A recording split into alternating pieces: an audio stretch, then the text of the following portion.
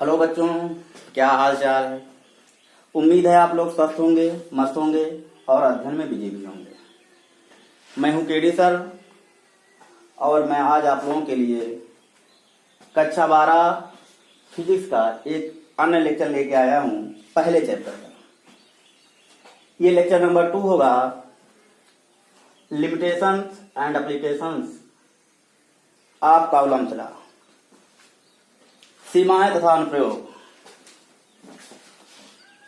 तो बच्चों, वीडियो शुरू करने से पहले हम आपसे रिक्वेस्ट करते हैं कि आप वीडियो को लाइक, कमेंट और शेयर जरूर करिएगा और चैनल को भी सब्सक्राइब कर लीजिएगा। तो चलो बच्चों, हम वीडियो शुरू करते हैं अपना लेक्चर। आज हम दूसरा लेक्चर जो हमारा है, limitations and applications of Coulomb's law, सीमाएं तथा अनुप्रयोग। बच्चों, कूलाम के नियम की कुछ सीमाएं हैं, ये हर जगह एप्लीकेबल नहीं है। वो सीमाएं आज हम लोग देखेंगे। तो नंबर 1, सीमाएं।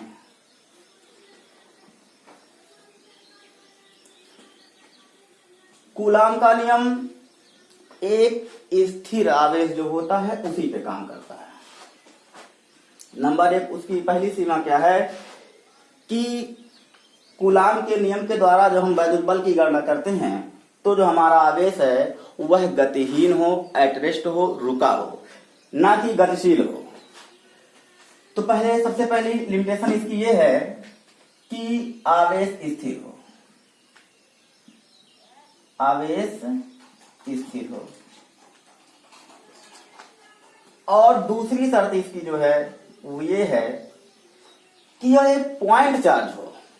पॉइंट चार्ज मीन्स बिंदु आवेश, एक जगह इकट्ठा कोई आवेश हो, कहीं पूरे पदार्थ में विस्तृत रूप से ना फैला हो, उसे हम बिंदु आवेश कहते हैं या पॉइंट चार्ज कहते हैं। तो दूसरी शर्त इसकी जो है, दूसरी सीमा जो है ये बिंदु आवेश हो।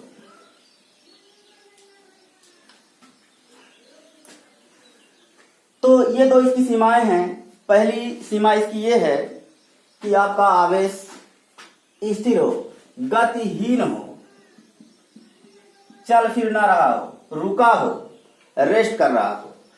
तो वहां पर हम कूलाम के नियम का अनुप्रयोग लगा करके हम वैद्युत बल की गणना कर सकते हैं। इसकी जो दूसरी सीमा है वह ये है कि यह बिंदु आवेश हो। दोनों, जब हम बल की गणना करेंगे दो आवेशों के बीच, तो वे दोनों आवेश स्थिर होने चाहिए।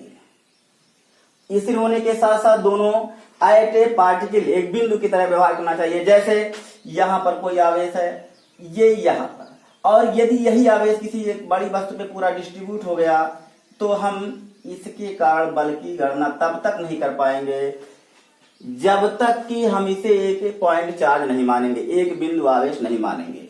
क्योंकि आवेश कहीं एक जगह ना होकर के पूरा फैला हुआ है। अगर ये तमाम आवेश इसके सेंटर में आ जाएं तो उसे हम बिंदु आवेश की तरह ले सकते हैं और तब हम उन आवेशों के बलों के बीच की गणना कर सकते हैं। तो बच्चों, ये थी इसकी लिमिटेशंस। हमें आज बृहद रूप से पढ़ना है एप्लीकेशन के बारे में कि कूलाम के नियम का अनुप्रयोग क्या है। तो चलिए बच्चों, हम लोग देखते हैं।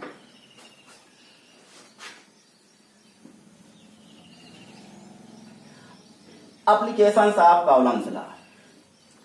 बच्चों, आप लोग जानते हैं कूलाम के नियम के द्वारा हम फोर्स की गणना करते हैं, इलेक्ट्रिक फोर्स, और ये सूत्र होता है 1/4 पाई एप्सिलॉन 0 के Q1 Q2 अपॉन R²। जहां आपको बताया गया है कि 1/4 एप्सिलॉन 0 के पूरा नियतांक है, जिसमें एप्सिलॉन 0 को हम निर्वात की विद्युतशीलता कहते हैं और के माध्यम का परावैद्युतांक है। ये जो बल है भिन्न भिन्न माध्यमों में आवेशों को ले जाने पर के मान के बदल जाने की वजह से ये बल हमको भिन्न भिन्न मिलेगा। इसमें हम आपको बताए थे पिछले वीडियो में कि इसका मान होता है 1/4 पाई एप्सिलॉन 0 = 9 × 10⁹। जिसमें से एप्सिलॉन 0 का मान सिर्फ होता है 8.85 इंटू 10⁻12 कूलाम स्क्वायर प्रति न्यूटन मीटर स्क्वायर। ये दो वैल्यू हम आपको बता चुके हैं। तो बच्चों, हम कूलाम के नियम के द्वारा वैद्युत बल की गणना करते हैं। तो आइए देखते हैं, कुछ सवालों के माध्यम से कुछ क्वेश्चन हम लेते हैं। क्वेश्चन नंबर 1, मान लेते हैं दो आवेश पॉइंट चार्ज ही लेंगे। सीमा में हमने देखा है कि ये वैद्युत बल की गणना या कूलाम के नियम का अनुप्रयोग हम वही कर सकते हैं जब दोनों बिंदु आवेश हों। मान लेते हैं एक आवेश यहाँ पर है Q1 और एक आवेश यहाँ पर है Q2। ये दोनों एक दूसरे से स्मॉल r दूरी पर रखे गए हैं। स्थिर भी होने चाहिए। ये दोनों आवेश गतिहीन होने चाहिए, गतिशील नहीं। मान लेते हैं यह दोनों आवेश हवा में रखे गए हैं। तो हमने यहाँ आपको कल बताया था, पिछले लेक्चर में बताया था आपको कि जब दोनों आवेश हवा या निर्वात में हों तो वहां के का मान होता है A। तो मान लेते हैं निर्वात में यदि हैं तो निर्वात के लिए फॉर वैक्यूम F0 हमने डिनोट किया था। F0 इज इक्वल टू 1/4πε0 के स्थान पे फॉर वैक्यूम के equal to 1। F0 equal to 1/4πε0 Q1 Q2 upon r²। ये दोनों आवेश हवा में या वैक्यूम में निर्वात में रखे गए हैं जो एक दूसरे से स्मॉल r दूरी से सेपरेट हैं। तो इनके बीच लगने वाला बल ये होगा। अब यदि हमसे कहा जाए इन दोनों आवेशों को एक ऐसे माध्यम में ले जाके रख दीजिए जहां k इक्वल टू 4 हो। k equal to 4 in medium किसी माध्यम में, in medium where k is equal to 1, किसी ऐसे माध्यम में हम इन दोनों आवेशों को ले जाके रख दे रहे हैं जहां k का मान 1 है, सॉरी k का मान 4 है। k का मान एक तो निर्वात या वायु के लिए तो होता ही है, लेकिन हम इसको इन दोनों आवेशों को ऐसे माध्यम में ले जाके रख दे रहे हैं जहां ये दोनों, जहां उस माध्यम का अपवर्तनांक k इक्वल टू 4 है। तो बच्चों हम देखते हैं कि इस पे बल की गणना, बल जो आ रहा है वैद्युत बल वो कितना आ रहा है। तो Fe इज इक्वल टू, यहां पर आप यम कह सकते हैं यम फॉर मीडियम, माध्यम किसी अन्य माध्यम में आपने रख दिया 1/4πε0 Q1 Q2 अपान r²। दूरी वही है, आवेश वही है, केवल माध्यम बदल गया है। माध्यम के बदल जाने की वजह से यहाँ जो K1 था अब की बार यहाँ अभी हमने वैल्यू नहीं रखा है, यहाँ के स्थान पे कितना आ जाएगा 4। इसे हम ऐसे लिख सकते हैं Fm इज इक्वल टू 1/4। ये जो 4 है उसको हमने पहले लिख लिया और 1/4πε0 Q1 Q2 अपान r²। तो बच्चों ये देख रहे हैं 1/4πε0 Q1 Q2 अपान r²। ये पूरी वैल्यू वही है जो उन दोनों आवेशों को हम निर्वात या हवा में रखे थे। इसके स्थान पे हम F0 लिख सकते हैं। तो Fm इज इक्वल टू, इस पूरे के स्थान पे हम लिख सकते हैं F0/4, ये 4। तो कहने का मतलब दोनों आवेशों को निर्वात या हवा के अलावा किसी अन्य माध्यम में जब हम लेके जाते हैं तो उस माध्यम में दोनों आवेशों के बीच लगने वाला जो बल होता है वह निर्वात की अपेक्षा कम हो जाता है। क्यों कम हो जाता है? क्योंकि k का मान हमेशा एक निर्वात या वायु के लिए तो 1 होता है, अन्य माध्यमों के लिए k का मान हमेशा 1 से बड़ा होता है। k is equal to greater r equal to 1। जल में k का मान 80, 81 कहीं 81 मिलता है, कहीं 79 मिलता है, कहीं 81 मिलता है, तो जो कि 1 से बहुत बड़ा है। तो किसी माध्यम का पराविद्युतांक जो k होता है उसका मान हमेशा 1 से बड़ा होता है और ये डिवाइड कर रहा है, डिवाइड करने की वजह से उस माध्यम में लगने वाले वैद्युत बल का मान कम हो जाता है। ये सबसे आसान सवाल मेरे ख्याल से था। अब हम कुछ डिफिकल्ट क्वेश्चन को लेते हैं और उन्हें हल करते हैं। क्वेश्चन नंबर 2,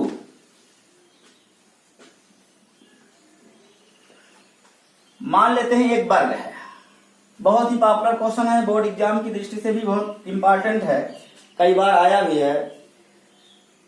मान लेते हैं हम एक वर्ग है और वर्ग की भुजा स्मॉल ए है, वर्ग लिए, वर्ग की भुजा स्मॉल ए लिए, और वर्ग के शीर्ष पर चार शीर्ष होते हैं, उन शीर्षों पर हमने आवेश रख दिया। मान लेते हैं सभी शीर्षों पर पॉजिटिव चार्ज रख दिया। तो हमसे ये पूछ रहा है कि उन आवेशों के कारण किसी एक शीर्ष पर लगने वाले बल का मान कितना होगा। एक फिगर बना रहे हैं, इस फिगर के माध्यम से हम समझा रहे हैं। यह एक वर्ग है, आप जानते हैं वर्ग एक ऐसी आकृति होती है जिसकी सभी भुजाएं आपस में बराबर होती हैं और प्रत्येक कोण 90 डिग्री का होता है। ये मान लेते हैं ए बी सी और डी। ये वर्ग के शीर्ष हैं जिसकी भुजा स्मॉल ए है, तो सभी भुजाएं स्मॉल ए होंगी। यहां प्लस क्यू आवेश रखा है, ये आपका क्वेश्चन नंबर 2 है। यहां भी प्लस क्यू आवेश रखा है, यहां पर भी प्लस क्यू आवेश रखा है और यहां पर भी प्लस क्यू आवेश रखा है। चारों शीर्षों पर प्लस क्यू आवेश रखे हुए हैं।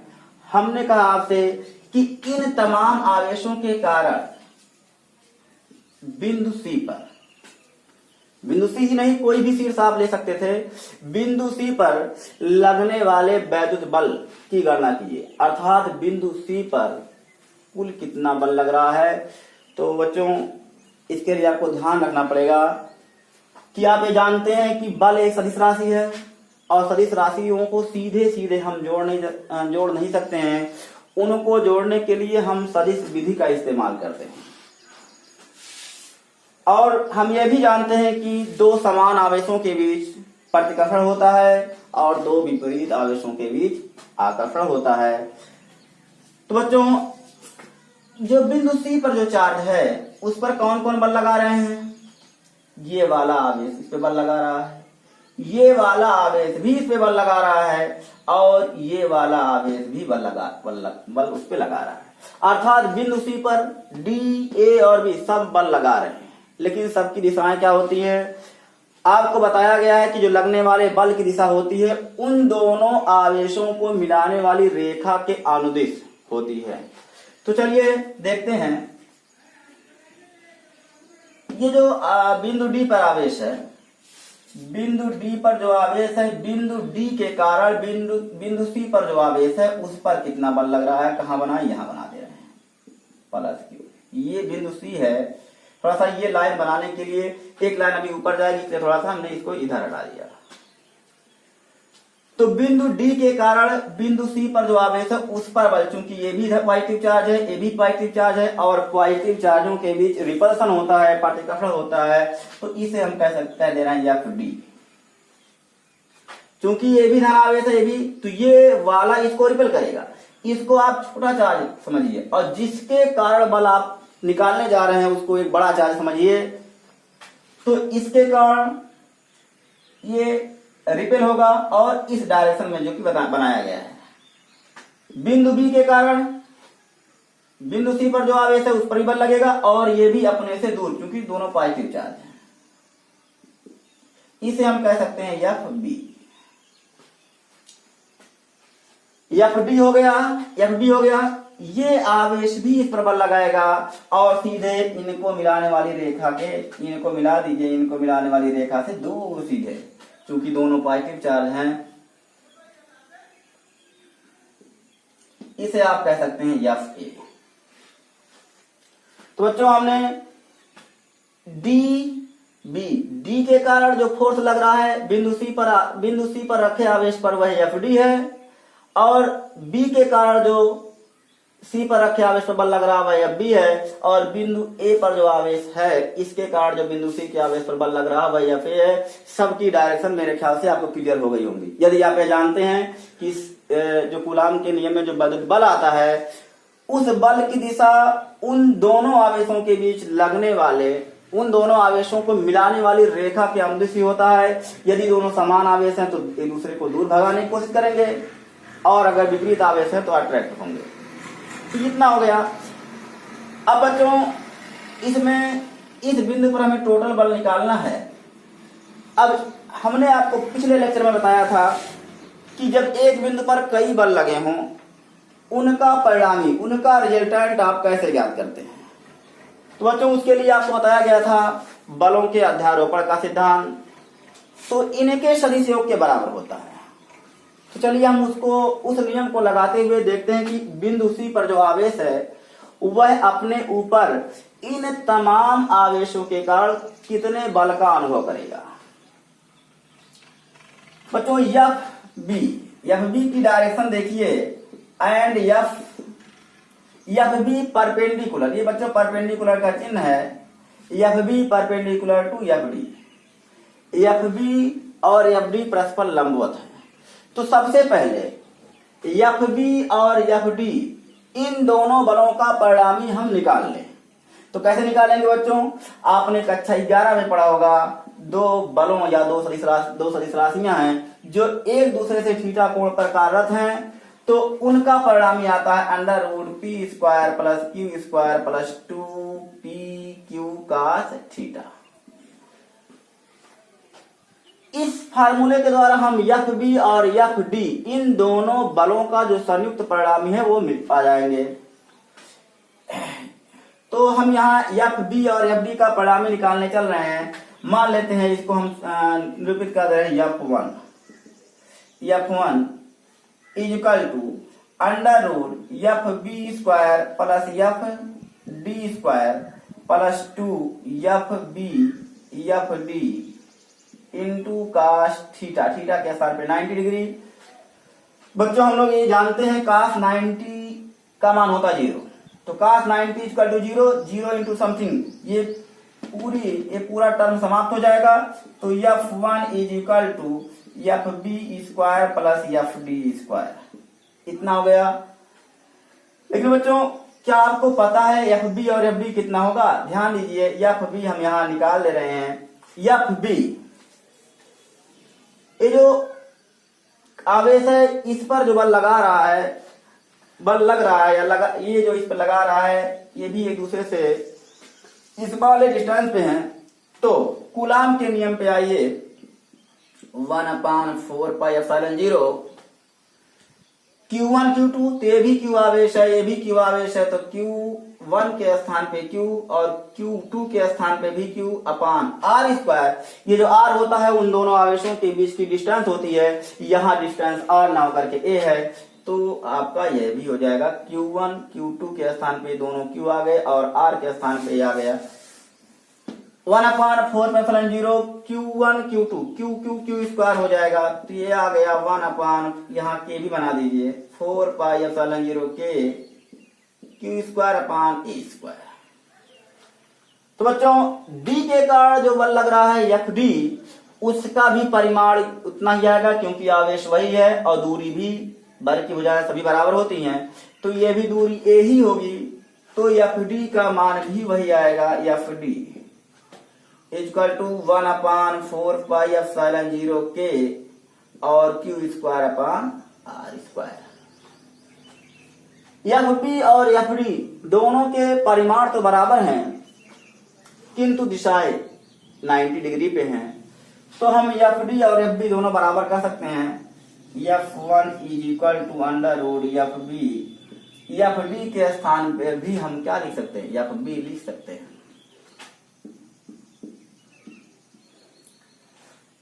बच्चों ये हो जाएगा 1/2 एफ बी स्क्वायर, तो F1 is equal to √2 F B, √2 F B, last में हम एफ बी की वैल्यू रख देंगे। तो बच्चों अभी तक हमें क्या मिला, अभी तक हम बी और डी आवेशों के कारण बिंदु सी वाले आवेश पर जितना बल लग रहा था उन दोनों बलों अर्थात एफ बी और एफ डी का परिणामी निकाल दिए। बच्चों ये भी तो एक बल है, इसकी डायरेक्शन क्या होगी बच्चों, इसकी डायरेक्शन जब दो आवेश या दो सदिश राशियां या दो बल बराबर परिमाण के हों तो उनका परिणामी ठीक उनके बीचों बीच होके जाता है।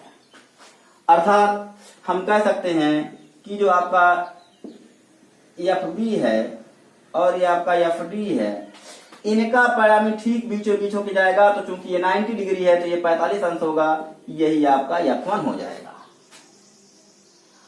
अर्थात F1 की दिशा एफ बी व एफ डी बीचों बीच होगी। एफ डी और एफ बी के बीचों बीच होगी और उसी दिशा में एक और बल कार्य कर रहा है। उसी दिशा में एक और बल कार्य कर रहा है जो बिंदु ए पर आवेश जो है, इस आवेश के कारण जो बल लग रहा था एफ ए, वह भी उसी डायरेक्शन में कार्य कर रहा है। अर्थात F1 और एफ ए। अब F1 व एफ ए क्या बच्चों? एफ ए जो बिंदु ए पर आवेश है, इसके कारण बिंदु सी पर जो बल लग रहा था वो बल है। F1 और एफ ए दोनों की दिशाएं दोनों एक ही दिशा में होंगे।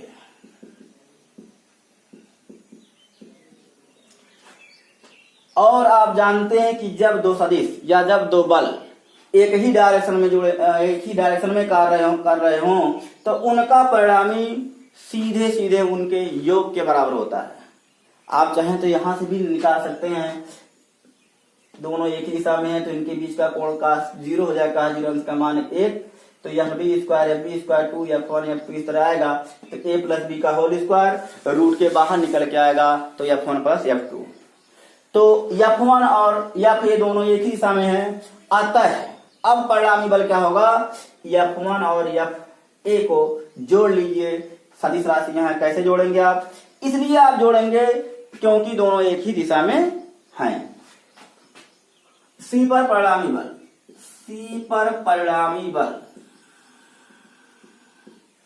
F is equal to F1 plus F A. अब बच्चों हमें तो एफ ए पता है, F1 पता है, F1 का मान इतना √2 भी है, और एफ ए की गणना अभी हमने की नहीं है।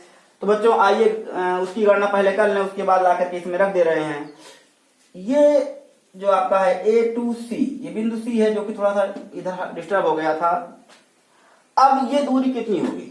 तो कह सकते हैं कि ये वर्ग का विकर्ण है और वर्ग की भुजा स्मॉल a है, तो जाहिर सी बात है इसके विकर्ण की लंबाई क्या होगी? a√2। चाहे आप पाइथागोरस प्रमेय लगा लीजिए कि कर्ण का वर्ग बराबर लंब का वर्ग प्लस आधार का वर्ग, तो कर्ण इक्वल टू अंडर रूट में चला जाएगा, तो a square plus a square 2a square a√2 आ गया।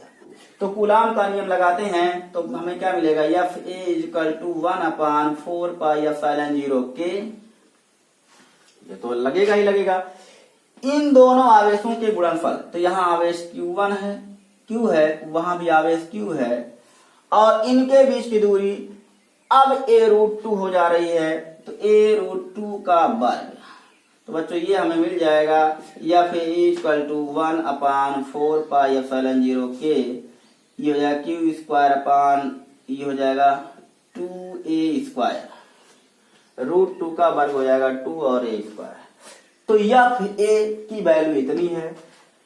अब रख देते हैं, तो F is equal to F1 की वैल्यू आप देख पा रहे हैं, F1 equal to √2b plus F A √2b F B है √2 एफ बी की पोजीशन के लिए एफ डी और एफ बी दोनों बराबर आए थे, तो हम लिख सकते हैं इसके स्थान पे 1/4 पाई एप्सिलॉन 0 के Q square upon a square.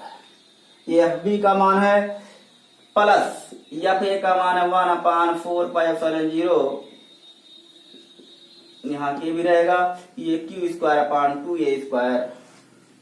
तो बच्चों अब हम इसे ऊपर लिख दे रहे हैं,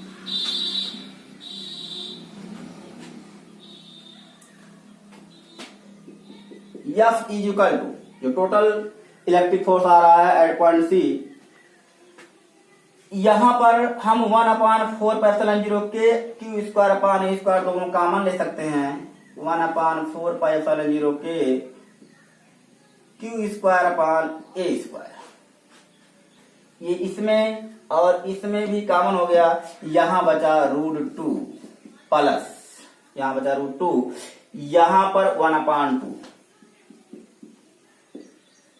तो बच्चों इसी की हमें तलाश थी कि बिंदु सी पर जो आवेश है उस पर कितना नेट बल कार्य करेगा, तो उस पे F नेट इतना बल कार्य करेगा।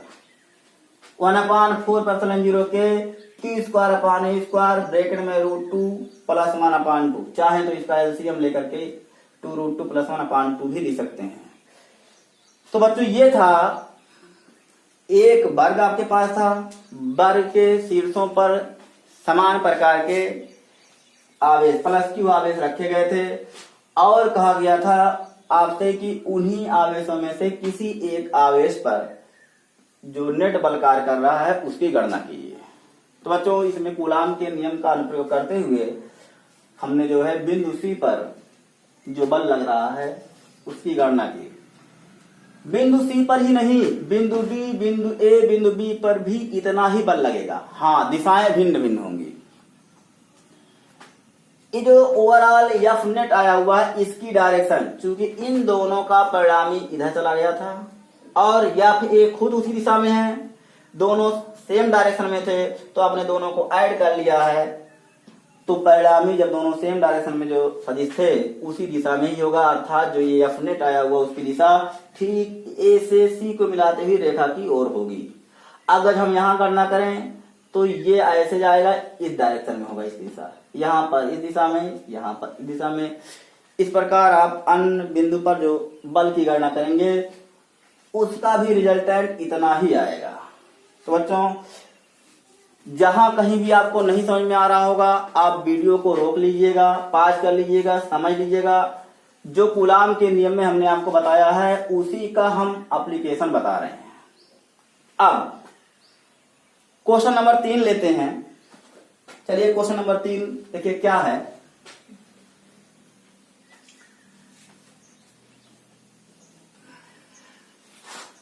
मान लेते हैं वो वर्ग वैसा ही रहे, लेकिन अगर हम निगेटिव चार्ज कर दें तो क्या होगा।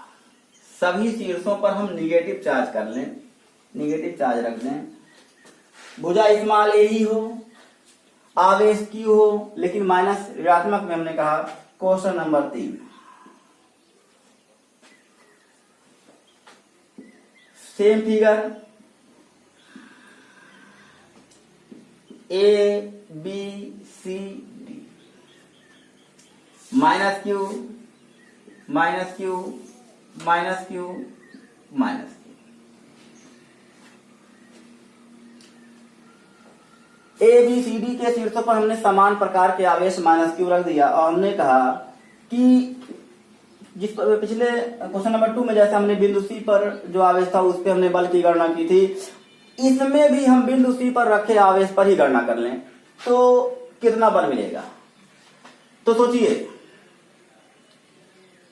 बिंदु डी पर जो आवेश है माइनस Q है, ये भी माइनस Q है, तो बिंदु डी पर रखे आवेश के कारण बिंदु सी पर जो बल लगेगा उसकी भी दिशा क्या होगी, ऐसे होगी। क्यों? क्योंकि समान आवेशों के बीच क्या होता है, प्रतिकर्षण होता है। तो ये भी निगेटिव है, ये भी निगेटिव है, दोनों समान सेम चार्ज हैं, तो इनके बीच रिपल्सन होगा, तो ये इन दोनों को मिलाने वाली रेखा से दूर की तरफ जाएगा। ठीक इसी प्रकार ये भी हो गया, और ए को सी से मिला देंगे तो ठीक है, ऐसे ये भी चला जाएगा। ये आप एफ बी कह दीजिए और ये एफ ए कह दीजिए, एकदम सेम। जो वहां जैसे जैसे फिगर बना था ये एकदम सेम फिगर है, सेम रिजल्टेंट भी आएगा। इसको आप लोग स्वयं हल करिए। सब कुछ स्मॉल ए दूरी यहां पर भी है, स्मॉल ए ये √2 हो जाएगा, सब कुछ उतना ही आएगा। परिणामी जो आया था उसमें वही परिणामी भी आएगा, डायरेक्शन भी वही होगी। तो ये आप स्वयं खुद में करिए, नहीं आता है तो कमेंट करिएगा, वैसे आप कर लेंगे। अब हम बढ़ते हैं क्वेश्चन नंबर 4 की तरफ।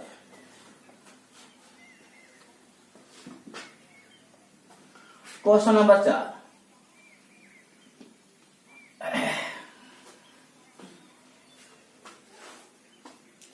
अभी हमने जो क्वेश्चन नंबर 2 और 3 की बात की है तो उसमें हमने वर्ग के शीर्षों पर समान प्रकार के आवेश ही रखे। अभी हम समान आवेशों पर एक आध क्वेश्चन और देख लें, उसके बाद विपरीत आवेश देखेंगे।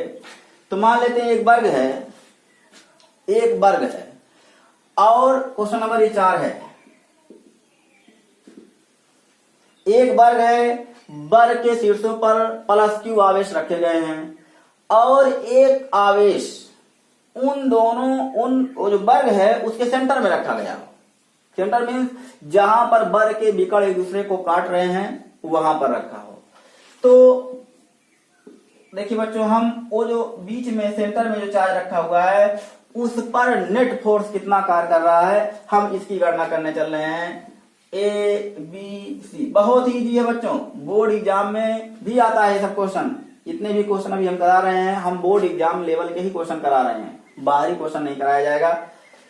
ABCD ये 4 शीर्ष हैं वर्ग के। वर्ग की भुजा स्मॉल a ही है। मान लेते हैं यहाँ प्लस क्यू आवेश है, यहाँ भी प्लस क्यू आवेश है, यहाँ पर भी प्लस क्यू आवेश है और यहाँ पर भी प्लस क्यू आवेश है। तो इस वर्ग का सेंटर कहाँ होगा? इस वर्ग का सेंटर जहां इसके विकर्ण काट रहे होंगे वो इसका सेंटर होगा, अर्थात ये इसका सेंटर है। यहीं पर हम एक आवेश रख दे रहे हैं, मान लेते हैं वो धनात्मक आवेश है क्योंकि इसके सेंटर में रख दे रहे हैं। इस पर ये जो बिंदु इसके सेंटर में जो प्लस क्यू आवेश रख दिया हमने, इस पर हमें नेट फोर्स की गणना करनी है। तो बच्चों बहुत ईजी है, ज्यादा विस्तृत ना चर्चा करते हुए 60 में चर्चा कर दे रहे हैं। आप देख लीजिए, आपके समझ में भी आ जाएगा। बताइए, ये प्लस आवेश है, तो अब ये जिस आवेश पर बल की गणना कर रहे हैं उस आवेश को आप छोटा समझिए और जिसके कारण बल इस पे लग रहा उस आवेश को आप बड़ा समझिए, तब समझ में आप क्या आएगा। बताइए, इसके कारण ये प्लस क्यू के कारण इस पर बल लगेगा, ठीक, बल लगेगा। डायरेक्शन क्या होगी? चूंकि ये भी धन आवेश है और ये भी धन आवेश है तो इसकी डायरेक्शन क्या होगी? ये ऐसे इधर होगी, FD कह दे रहे हैं हम, ठीक। ये D के कारण, D पर जो आवेश है उस आवेश के कारण बिंदु Q पर जो ये पॉजिटिव चार्ज प्लस Q है, इस पर जो बल की दिशा है वह FD है। तो बच्चों वही आवेश यहां पर है। अब इस आवेश के कारण प्लस क्यू आवेश पर जो बल लगेगा, क्योंकि दोनों धनात्मक आवेश हैं, तो इसके कारण जो बल लग रहा होगा उसकी डायरेक्शन B से दूर होगी, अर्थात क्या होगी? इधर होगी, FB कह सकते हैं आप। देखिए, इसके कारण इस पर जो बल लग रहा है उसकी डायरेक्शन इधर, एकदम इन दोनों विकर्णों को मिलाने वाली रेखा के अनुदिश, इसके कारण इधर। अब बताइए, ये आवेश प्लस क्यू है, ये भी स्मॉल क्यू है और ये प्लस बड़ा वाला क्यू है जो है ये, और इसके लिए वही आवेश है। दूरी, सेंटर जो होता है वर्ग का वो शीर्षों से समान दूरी पर होता है, ये दूरी भी समान होगी और ये दूरी भी समान होगी। इसके कारण बल उस डायरेक्शन में, इसके कारण बल इस डायरेक्शन में, दोनों एक दूसरे को अपोजिट खींच रहे हैं, अपोजिट खींचेंगे और परिमाण में चूंकि बराबर है, अतः ये दोनों B और D पर जो आवेश हैं इनके कारण जो बिंदु सेंटर में जो आवेश क्यू रखा गया है उस पर जो बल लग रहा है वो एक दूसरे से निरस्त हो जाएगा, खत्म। अर्थात ऐसा मालूम होगा कि कोई बल लग ही नहीं रहा है। एकदम सेम सिचुएशन यहां भी होगी। इसके कारण बल की गणना करें हम, यदि बिंदु A पर जो आवेश है प्लस क्यू, इसके कारण यदि हम गणना करें तो इसके कारण ये भी प्लस चार्ज है, ये भी प्लस चार्ज है, ये इस डायरेक्शन में होगी। और बिंदु C पर जो आवेश है उसके कारण बिंदु प्लस क्यू पर जो आवेश है प्लस क्यू आवेश पर लगने वाले बल की दिशा इस तरह होगी। फिर ये दूरियां बराबर होंगी और आवेश दोनों उन्हीं के बीच है, ये प्लस क्यू, ये भी प्लस क्यू है, ये आपका प्लस क्यू ये भी है। तो 1/4π0 Q1 Q2/2 आवेश भी समान है, दूरियां भी समान है, तो इनके बीच जो फोर्स लग रहा है इनकी भी डायरेक्शन एक दूसरे के अपोजिट है। FA की डायरेक्शन इस ओर, FC की डायरेक्शन इस ओर, पुनः एक दूसरे को निरस्त कर देंगे। इन आवेशों के कारण, इन बलों के कारण इस पर जो परिणामी बल है वह भी शून्य हो गया। ओवरऑल ये जो प्लस क्यू आवेश है इस पर कोई बल कार्य नहीं करेगा, क्योंकि इनका भी शून्य हो गया था, इनका भी शून्य हो गया था, तो 0 + 0 दोनों को जोड़ेंगे, शून्य नहीं आएगा। तो कहने का मतलब यह है कि अगर जो कोई वर्ग है, त्रिभुज है, कोई भी इस तरह वृत्त है, और उनके शीर्षों पर वर्ग और त्रिभुज जो भी है उनके शीर्षों पे समान आवेश रखे गए हों और उनके सेंटर में कोई यदि आवेश कोई एक रख दिया जाए तो उस पर प्रत्येक परिस्थिति में बल शून्य होता है, अर्थात उस पर ऐसा प्रतीत होगा कि कोई बल कार्य ही नहीं कर रहा है। तो ये आप क्वेश्चन नंबर 4 देख लिए। अब हम क्वेश्चन नंबर 5 लेते हैं। ठीक इसी प्रकार हमने यहाँ प्लस क्यू आवेश ले लिया था।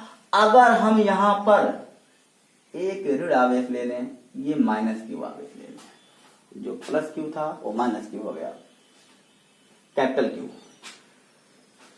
तब ये सेंटर में ही है, तब इस पर कितना बल लगेगा? जबकि शीर्षों पर समान आवेश हैं, समान प्रकृति के हैं, अर्थात या तो धनात्मक रहेंगे या तो ऋणात्मक रहेंगे, तो क्या स्थिति बनेगी? तो बच्चों देखिए, हमने कहा जिस आवेश के कारण आप बल लगा रहे हैं उसको थोड़ा सा बड़ा समझिए। अब यहाँ देखिए, ये माइनस ये प्लस, तो इन दोनों के बीच आकर्षण होगा, विपरीत आवेशों के बीच क्या होगा? आकर्षण। तो ये वाला इसको अपनी तरफ खींचेगा ऐसे, तो ये भी तो पॉजिटिव चार्ज है और ये नेगेटिव चार्ज है, ये वाला जो है अपनी तरफ खींचेगा इस तरह से। जो बिंदु ए पर आवेश है वह भी अपनी तरफ खींचेगा और जो बिंदु सी पर जो आवेश है वह भी अपनी तरफ खींचेगा। तो ये आपका हो जाएगा F D, F B, F A और एफ सी। ये जो आवेश बी और डी पर जो आवेश है उनके कारण जो माइनस क्यू पर बल लग रहा है वो पुनः एक दूसरे को क्या कर रहे हैं?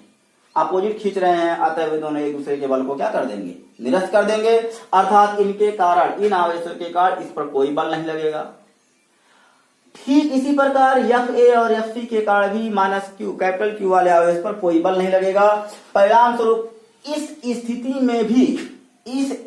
में भी जो है यहाँ पर जो माइनस क्यू, कैपिटल क्यू वाला जो आवेश है उस पर परिणामी बल क्या होगा?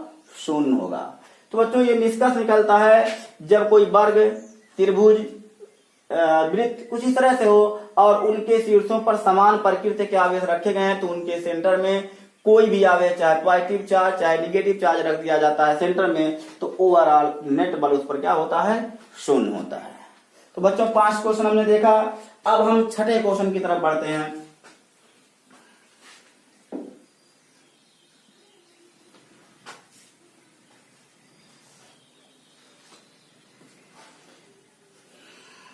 Question number 6।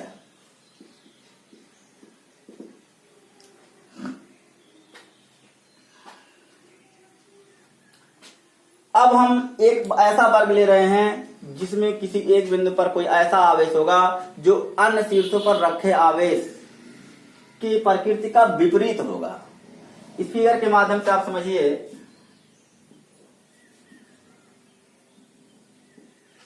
यह एक वर्ग है ए बी सी डी। यहां प्लस क्यू आवेश है, यहां प्लस क्यू आवेश है, यहां प्लस क्यू आवेश है, मान लेते हैं यहां पर माइनस क्यू आवेश है। Plus Q plus Q plus Q और यहां पर माइनस क्यू। अब कहा जा रहा है कि इन आवेशों के कारण बिंदु सी पर जो बल की दिशा है वह क्या होगी? जो बल की दिशा है वो तो बताना ही, साथ साथ में उसका परिमाण भी बताना है।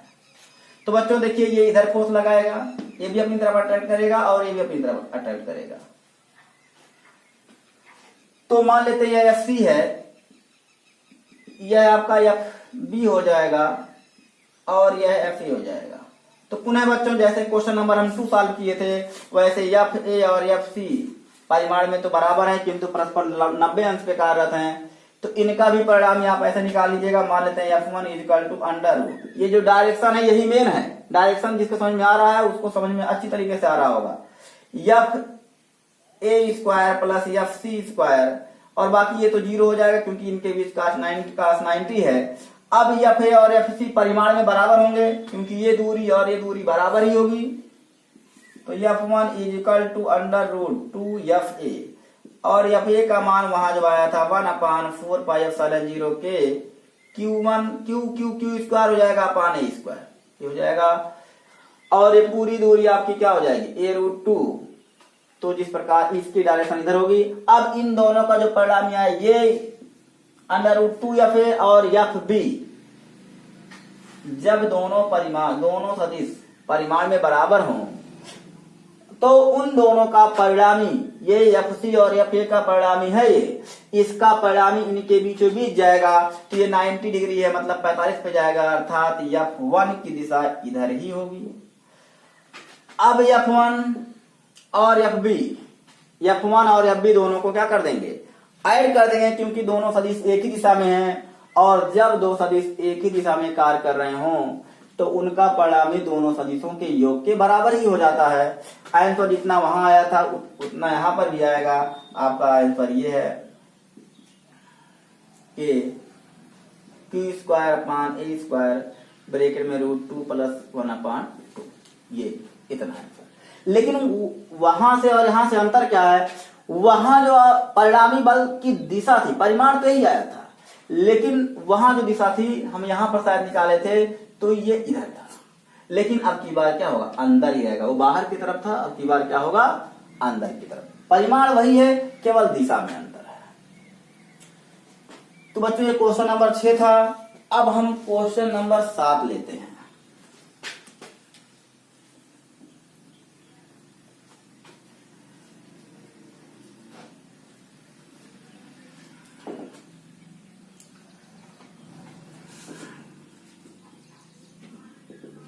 क्वेश्चन नंबर 7,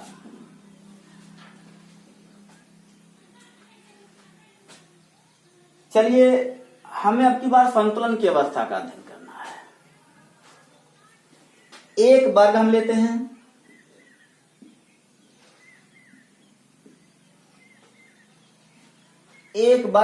हैं, और A B C D, यहां प्लस क्यू आवेश, यहां प्लस क्यू आवेश, यहां प्लस क्यू आवेश, यहां प्लस क्यू आवेश और यहां प्लस क्यू आवेश।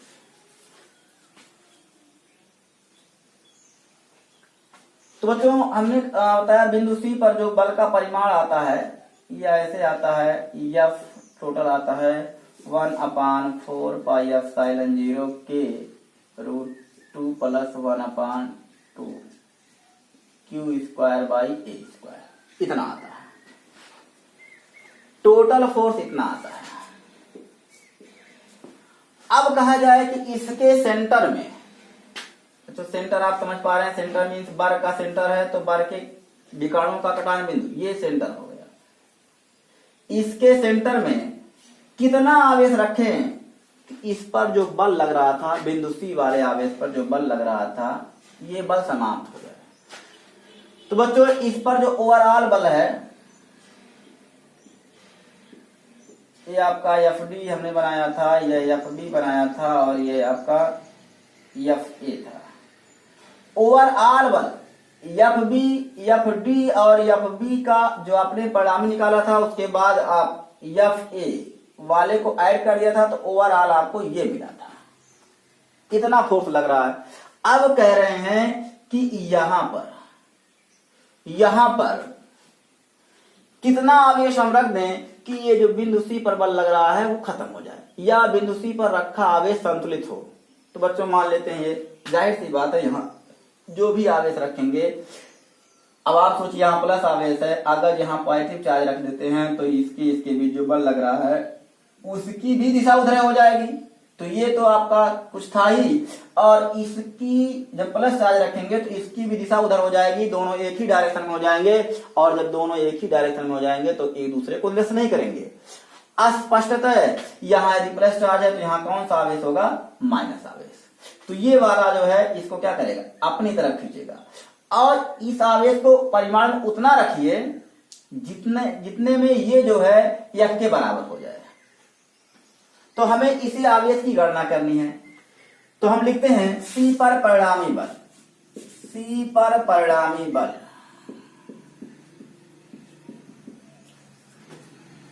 F इज इक्वल टू आया था 1/4πε0 क्यू स्क्वायर अपान ए स्क्वायर रूट 2 प्लस 1/2। ये फोर्स लग रहा है, डायरेक्शन आप देख रहे हैं। अगर आप यहाँ चिन्ह हम नहीं बता रहे हैं, अगर ऐसे ही कहे कोई रख दे रहे हैं, तो ये F ध्यान दीजिएगा, इन दोनों आवेशों के बीच जो बल लगेगा उसकी डायरेक्शन स्पष्टतः इसकी डायरेक्शन के विपरीत होनी चाहिए, तभी वह निरस्त हो पाएगा। तो यहाँ पॉजिटिव चार्ज है, तो जाहिर सी बात है अगर यहाँ भी पॉजिटिव कर देते हैं तो ये वाला ये जो आवेश है, ये आवेश इसको उधर रिपल करेगा, प्रतिकर्षित करेगा, तो दोनों एक डायरेक्शन में हो जाएंगे। अतः यहाँ पर हमने क्या कर लिया, माइनस चार्ज पहले से ही दे दिया। ठीक, ये हो गया, इतना बल लग रहा है। माना केंद्र में माइनस क्यू,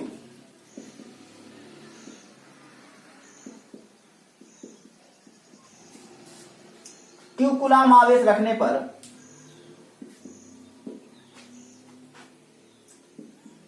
सी पर रखा आवेश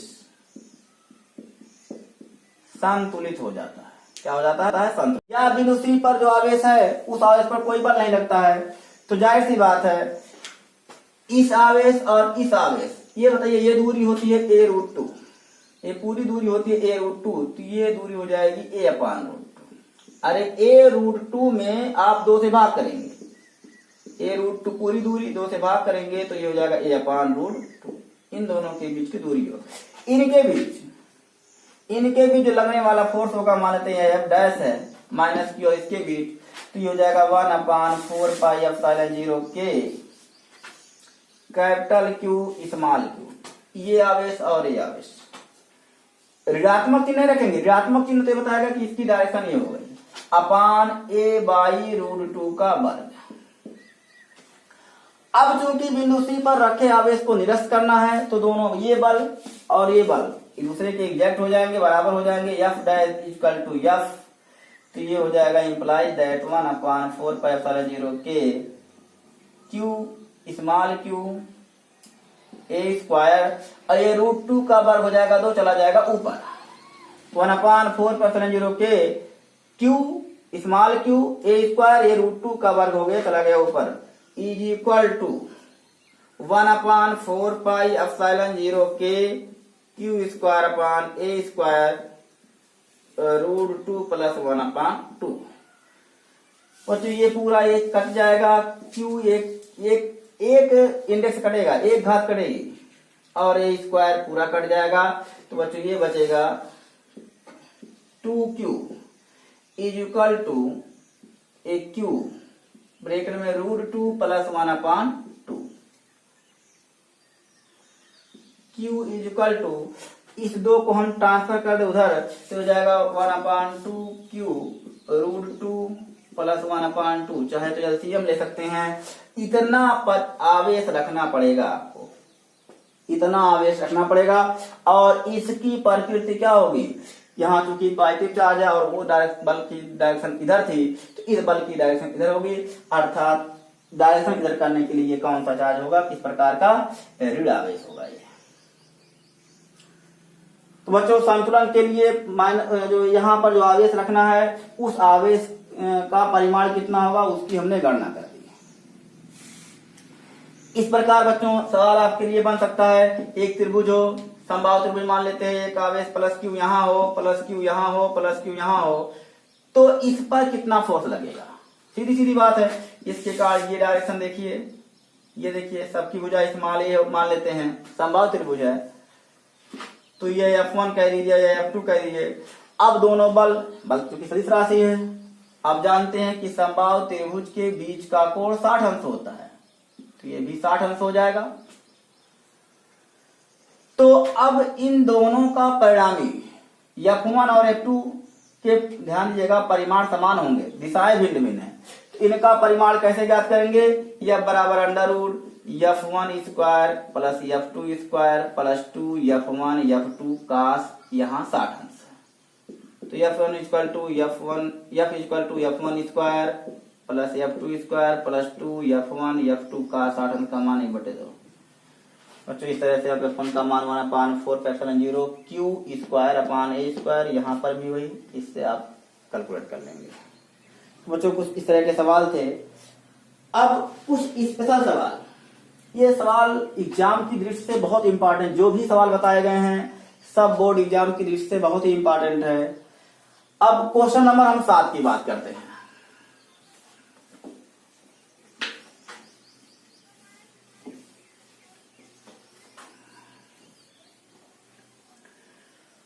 क्वेश्चन नंबर 7 में हम जो है कभी कभी सवाल भी इस तरह पूछ लेता है बोर्ड एग्जाम में ही कि दो आवेश रखे गए हैं, उन आवेशों के बीच में, उन दोनों आवेशों को मिलाने वाली रेखा पर एक अन्य आवेश कहां रखा जाए कि वह आवेश संतुलित हो।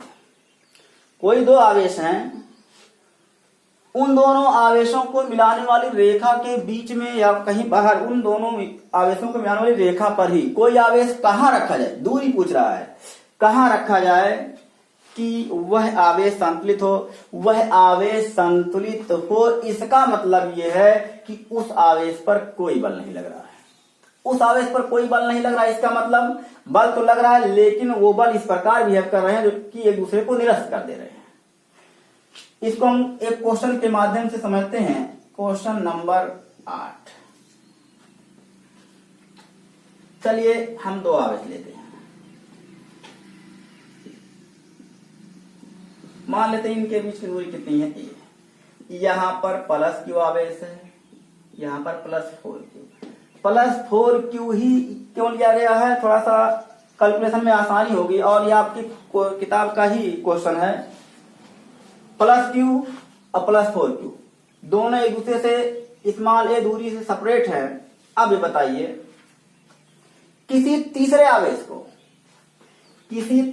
को रखना है, कहां रखें कि वह आवेश हिले डुले ना, अर्थात वह आवेश संतुलित हो। चलिए मान लेते हैं यहां पर रख दे रहे हैं। उस आवेश को मान लीजिए +Q है, धन आवेश ही ले लेते हैं, धन आवेश लीजिए। जब ये दोनों सेम चार्ज हों तो ये वाला आवेश चाहे धन आवेश लीजिए चाहे ऋण आवेश लीजिए, उससे कोई मतलब नहीं, अभी आप देखेंगे। मान के धन आवेश लेते हैं तो ये वाला आवेश इसको क्या करेगा, प्रतिकर्षित करेगा, इधर बढ़ाएगा। और ये प्लस है, ये भी प्लस है, तो इसके कारण भी दिशा क्या होगी, इधर होगी। अब दोनों इसके द्वारा दोनों जो बल लग रहे हैं उनकी डायरेक्शन एक ही दिशा में है, इधर दोनों हैं। और जब दोनों एक ही दिशा में हो तो क्या वो निरस्त कर पाएंगे, नहीं निरस्त कर पाएंगे। अतः यहां पर हम नहीं रख सकते, इधर हम बात कर लेते हैं। मान लेते हैं उस आवेश को यहां रख देते हैं, कहां रख दे, उधर रख दें। तो इसके कारण जो फोर्स लगेगा प्लस प्लस रिपल्सन, इसके कारण प्लस प्लस पुनः रिपल्सन, पुनः ये दोनों उधर जा रहे हैं। दोनों आवेशों के कारण उस आवेश पर जो परिणामी जो बल लग आएगा उसकी डायरेक्शन एक ही हो जा रही है, अर्थात अब पुनः कोई चांस ही नहीं है कि यहां पर 0 हो जाए, दोनों सेम डायरेक्शन में जुड़ जाएगा। अतः बचता है केवल एक, ये बीच में। मान लेते हैं अगर ऋण आवेश ले ले, यहां पर कैसा आवेश ले लें, ऋण आवेश, तो ये अट्रैक्ट करेगा, ये भी प्लस है और माइनस वाले को अट्रैक्ट करेगा। पुनः दोनों अगर ये माइनस की आवेश लेते हैं तो इन आवेशों के कारण भी जो इस पर बल लगेगा उन दोनों की बलों की दिशा एक से तरफ होगी, दोनों जुड़ जाएंगे, समाप्त होने का कोई चांस ही नहीं है। अब यहां पर हम बात कर लेते हैं माइनस की आवेश यहां पर लेते हैं, तो ये प्लस आवेश इसको अट्रैक्ट करेगा अपनी तरफ, ये वाला प्लस ये भी अट्रैक्ट करेगा। पुनः दोनों की दिशा एक ही डायरेक्शन में है, दोनों एक ही डायरेक्शन में है, अतः पुनः दोनों जुड़ जाएंगे और एक दूसरे को समाप्त करने का कोई चांस नहीं बनता है। तो ये दोनों सेम आवेश हों तो बीच में ही इन दोनों सेम आवेश हों तो इधर और उधर कोई चांस नहीं बनता है कि जहां पर कोई आवेश संतुलित हो। यहां पर कोई आवेश रख देंगे, अगर पॉजिटिव चार्ज रख देंगे तो ये भी उधर दूर भगाएगा, ये भी दूर भगाएगा, अर्थात ये बहुत दूर चला जाएगा, यहां रुक नहीं पाएगा। या तो आप धक्का लगाइए इधर से तो यहां रुक नहीं पाएगा। ठीक सेम सिचुएशन यहां पर भी है, अगर प्लस क्यू आवेश यहां रख दे रहे हैं तो इसको रिपल करेगा, ये भी इसको रिपल करेगा, ये दोनों मिलकर रिपल कर रहे हैं, तो जाहिर सी बात है आपको रोकने के लिए इधर से आपको क्या लगाना पड़ेगा, फोर्स लगाना पड़ेगा। आप चाह रहे हैं फोर्स ना लगाना पड़े, ये अपने आप स्थिर हो, तो इसको बीच में एक ही स्थिति बचती है बीच में। मान लेते हैं इसे हम बीच में रख देते हैं, प्लस क्यू आवेश ही लेते हैं, तो इसके कारण इसको आप जो है ए कह दीजिए, इसको बी कह दीजिए। इसके कारण जो फोर्स लगेगा इधर लगेगा, यस, क्योंकि प्लस प्लस के बीच रिपल्सन उधर उस डायरेक्शन में। इसके कारण जो फोर्स लगेगा वो किधर लगेगा, इधर लगेगा। अब वो उधर लग रहा है, ये इधर लग रहा है, तो जाहिर सी बात है दोनों एक दूसरे को रिवर्स कर सकते हैं। अब हम इसको कहां रखें, यहां रखें, यहां रखें, कहां रखें? हम कहां रखें कि हमें ये आवेश संतुलित अवस्था में मिल जाए। तो मान लेते हैं जो छोटा वाला आवेश है उससे हम स्मॉल एक्स दूरी पर इसको रख दे रहे हैं। ये दूरी बच्चों कितनी हो जाएगी? टोटल दूरी स्मॉल ए है, स्मॉल एक्स घटा देंगे तो ए माइनस क्या हो जाएगा, ए माइनस एक्स हो गया। तो चूंकि प्लस क्यू वाला आवेश जो है वह संतुलन की अवस्था में है, तो एफ ए इक्वल टू क्या होगा, F A equal to F B होगा। और आप जानते हैं 1/4πε0 के, और ये क्यू है, ये बड़ा वाला क्यू है, अपान एक्स स्क्वायर, कूलाम का नियम, इज इक्वल टू 1/4πε0 के, ये एफ ए का मान था, एफ बी का मान 1/4πε0 के, ये 4Q आवेश है, 4Q इंटू ये कैपिटल Q अपान इनके बीच की दूरी हो जाएगी a minus X, A minus X. ये कटा, Q कट गया, कैपिटल Q कट गया, 1/x² is equal to 4 upon a minus X का होल स्क्वायर। बच्चों इसको हम इस प्रकार लिख सकते हैं, a minus X upon x,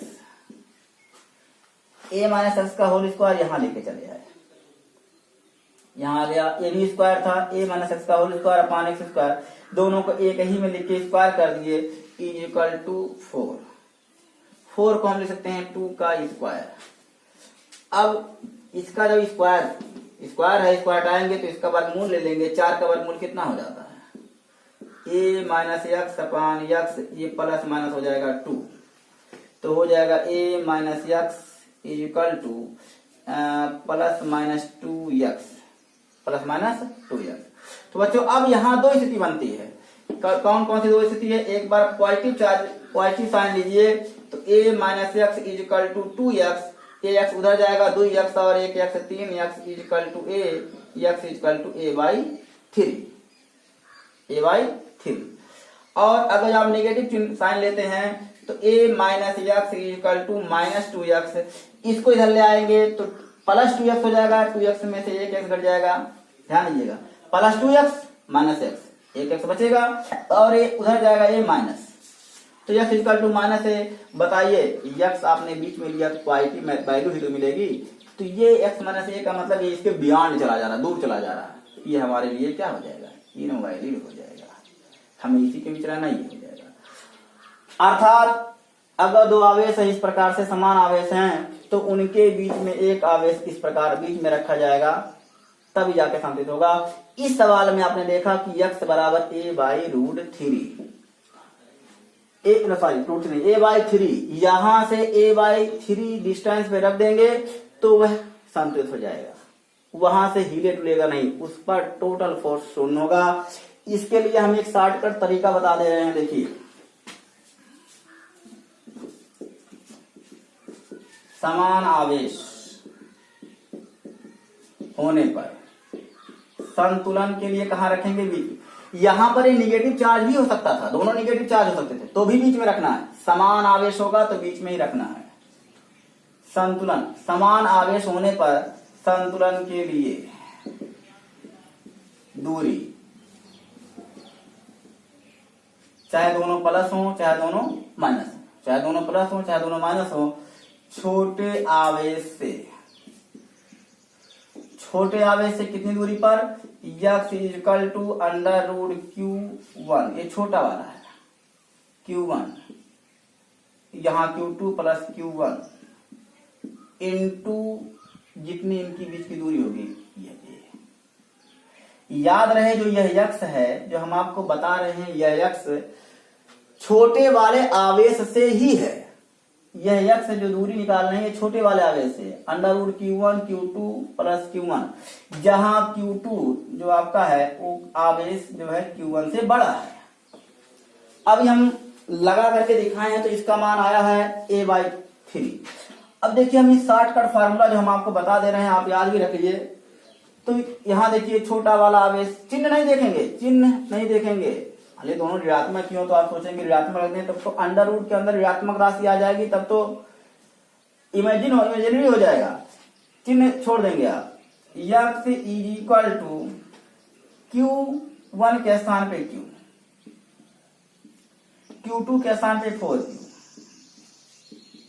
Q1 के स्थान पे Q into A. X is equal to ये आपका Q का, अच्छा अभी बाद में काटेंगे, √Q 4 का वर्गमूल 2 हो जाएगा, और ये आपका क्या हो जाएगा a। तो X is equal to √Q common, ऊपर √Q है ये, नीचे √Q कॉमन लेते हैं, यहाँ 2 + 1 बचेगा और ये कट जाएगा, a/, कितना आ गया 3, जो कि एकदम मैच कर रहा है। तो ये होता है, ये शॉर्टकट तरीका है। तो बच्चों बताने का उद्देश्य सिर्फ इतना था, यदि दो समान चार्ज हो तो उनके मिलाने वाली रेखा पर एक आवेश आप कहाँ रखें कि वह संतुलित हो, या उस पर बल ना लगे, या बल लग रहा है तो शून्य है, तो जाहिर सी बात अगर दोनों समान आवेश हैं, चाहे दोनों पॉजिटिव चाहे दोनों निगेटिव, तो उस जो तीसरा वाला आवेश है वो इधर नहीं रखा जाएगा, उधर नहीं रखा जाएगा, दोनों आवेशों के बीच में ही रखा जाएगा। अब हम आज के लेक्चर का लास्ट क्वेश्चन लेते हैं। चलिए देखते हैं क्वेश्चन नंबर 9। कुछ ऐसा ही सवाल है, बहुत ही इंपॉर्टेंट वही सवाल है। क्वेश्चन नंबर 9, मान लेते हैं 2 चार्ज आपके पास हैं,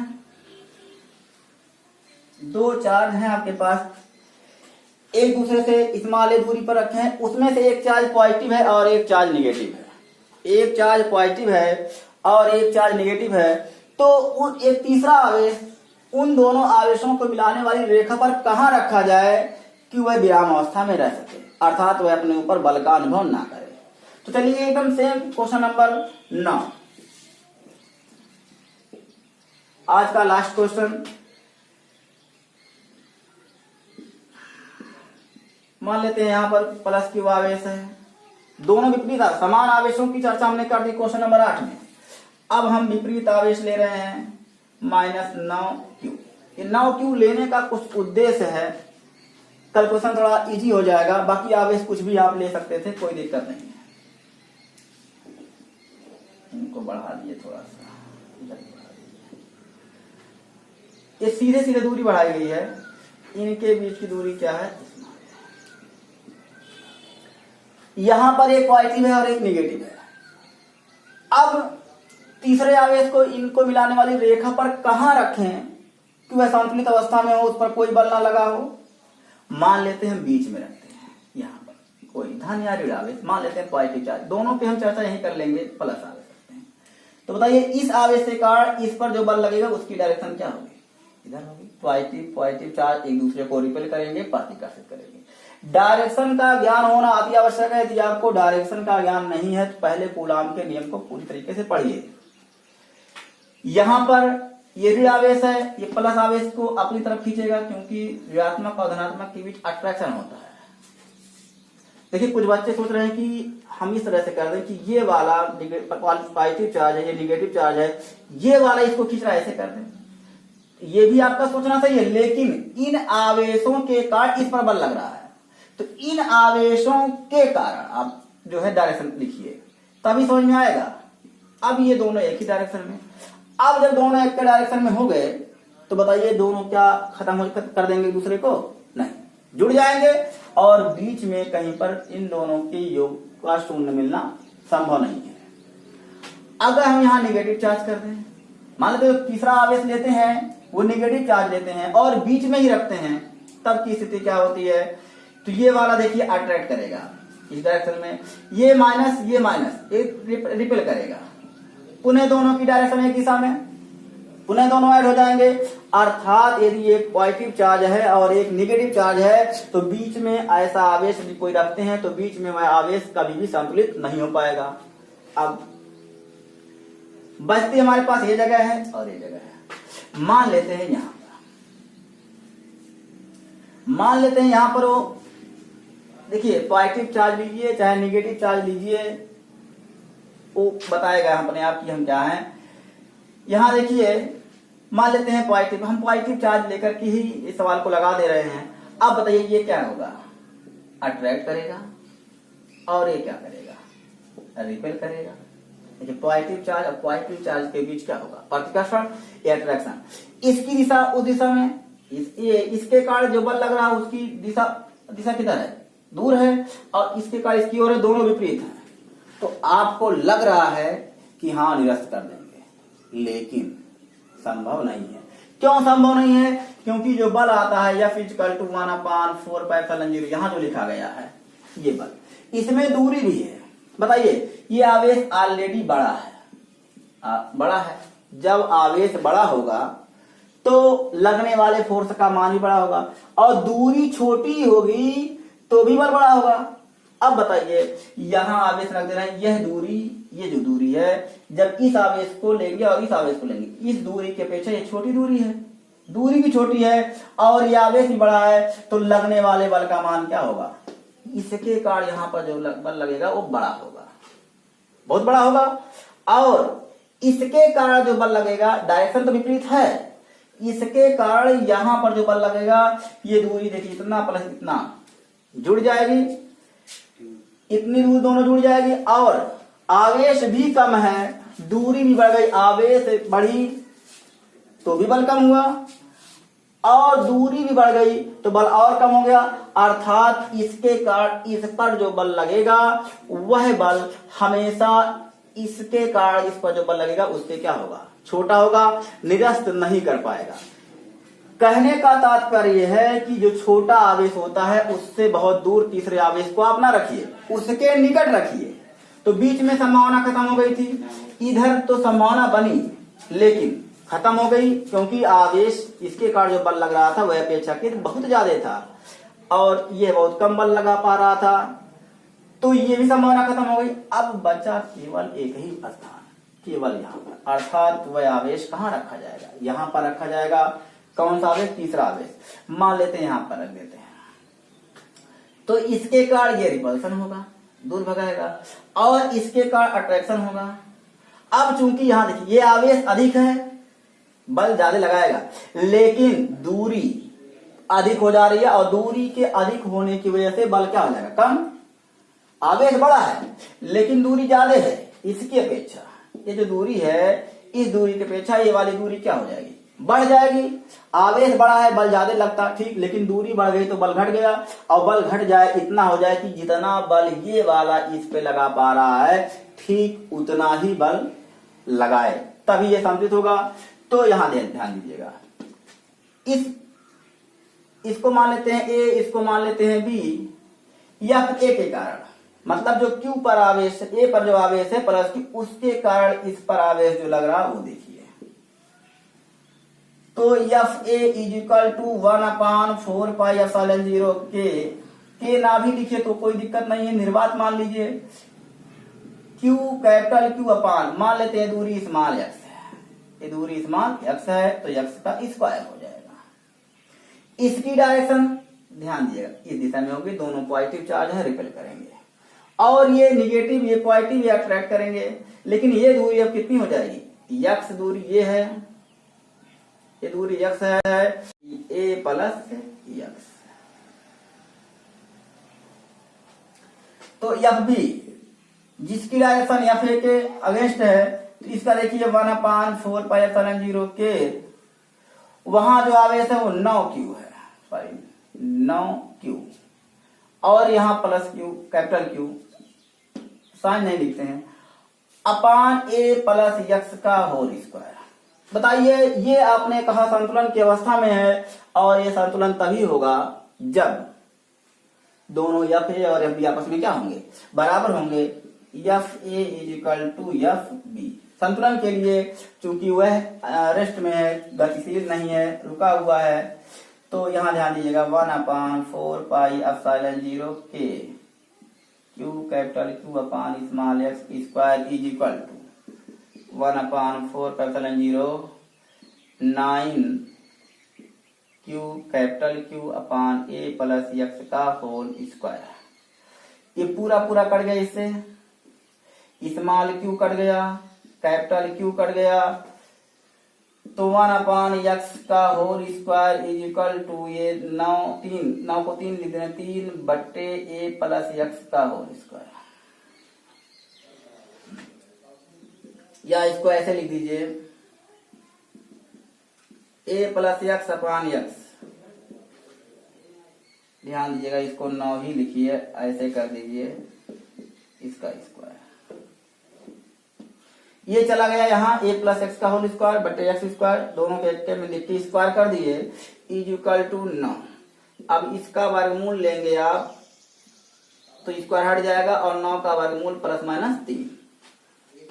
फिर यहाँ दो सिचुएशन बनती है, एक बार पॉजिटिव चार्ज पॉजिटिव लीजिए, एक बार नेगेटिव लीजिए। देखिए क्या मिलता है आपको, a plus X equal to हो जाएगा 3x, एक्स जाके घट जाएगा 2x equal to a, X equal to a/2।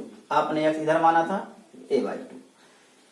इधर आप लेते हैं नेगेटिव चिन्ह, तो देखिए क्या मिलता है, a plus X equal to -3x, a उधर जाएगा -4, X equal to a, X equal to -a/4।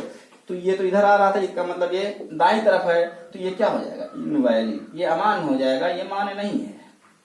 तो बच्चों कितना आया, अर्थात उसे जो छोटा वाला आवेश है उससे स्मॉल एक्स दूरी पर रखते हैं। बच्चों इसके लिए भी एक शॉर्टकट फार्मूला है, चाहे तो आप ऐसे लगाइए, या हम वो शॉर्टकट फार्मूला बता दे रहे हैं उससे लगा लीजिए।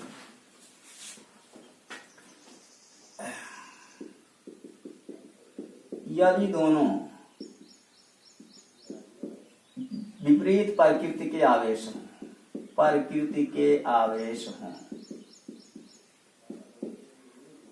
तो यदि दोनों विपरीत प्रकृति के आवेश हों तो तीसरे आवेश को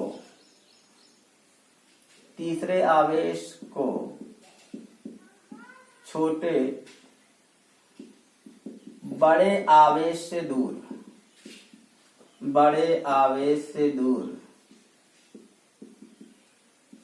छोटे आवेश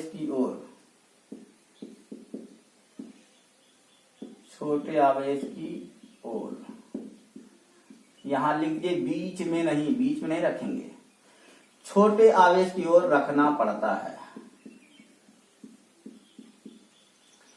अगर दो विपरीत प्रकृति के आवेश हो तो तीसरे आवेश को बड़े आवेश से दूर, किसके लिए, संतुलन के लिए, बड़े आवेश से दूर छोटे आवेश की ओर रखते हैं। लेकिन आप सोच रहे हैं बीच में रख देना, बीच में नहीं, इधर रखेंगे,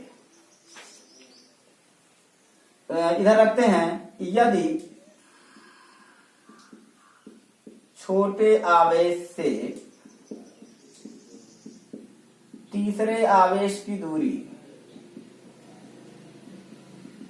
स्मॉल एक्स हो, तो एक्स इक्वल टू छोटा वाला आवेश Q1 Q2 यहां माइनस होता है इनटू ए, जहां दोनों आवेशों के बीच की दूरी है, ये होता है।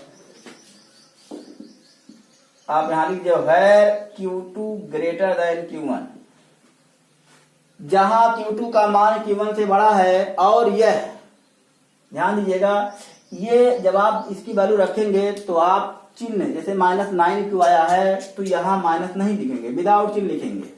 चलिए देख लेते हैं, Q1 इक्वल टू Q है और Q2 इक्वल टू 9Q है, तो यहां रखते हैं। आंसर हमारा ये आया था, देखते हैं मिलता है क्या। तो x इक्वल टू ये हो जाएगा Q अंडर रूट Q, ये हो जाएगा 9Q माइनस Q इंटू ए। तो यह इक्वल टू ये अंडर रूट Q, ये 3 9 का जो वर्गमूल होगा वो 3 हो जाएगा, √q माइनस √q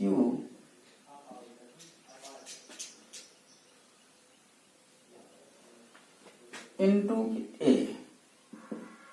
अब √q कॉमन लेके काट दीजिए, 3 माइनस 1, ये q कट जाएगा, 3 माइनस 1 बचेगा कितना 2, x इक्वल टू a/2। तो इस फार्मूले का उपयोग करते हुए भी आप निकाल सकते हैं, लेकिन आप ये जो हम पहला तरीका बताए हैं वो वही तरीका बहुत बढ़िया है, उसी को ध्यान रखिएगा। ये कहीं कंपटीशन में बैठते हैं और आ जाता है तब के लिए। तो बच्चों हमने आज को 9 क्वेश्चन देखे और इम्पॉर्टेंट क्वेश्चन देखे।